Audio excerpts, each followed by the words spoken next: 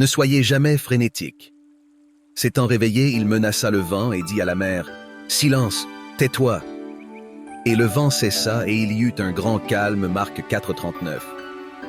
Les Écritures nous montrent comment réagir lorsque nous sommes confrontés à des défis. Le Seigneur nous dit toujours de ne pas avoir peur. Il ne faut jamais s'affoler ou s'agiter. Nous sommes des créatures de foi et non de peur. Dans Marc Four, Jésus était dans une barque avec ses disciples, et il y avait une tempête. Il s'éleva un grand tourbillon, et les flots se jetèrent dans la barque, au point qu'elle se remplissait déjà. Marc 4,37. Affolés par la peur, les disciples crièrent au Maître, qui dormait paisiblement à l'arrière du bateau. Il n'était pas du genre à se laisser perturber par les circonstances. Quand il s'est réveillé, il n'a pas dit « Cette tempête est assez tumultueuse et menace sérieusement nos vies. Je dois parler au Père. » Non.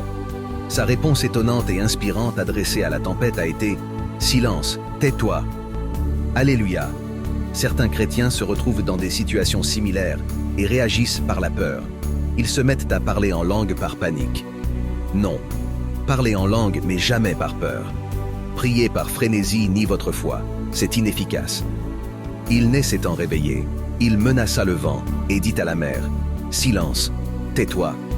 Et le vent cessa, et il y eut un grand calme, Marc 4,39.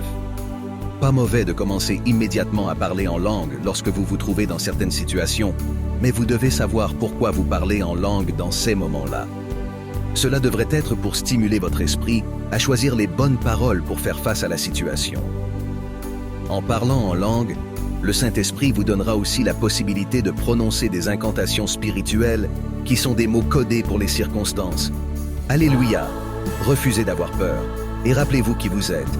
Et donc parlez en tant que justice de Dieu en Christ Jésus. Alléluia!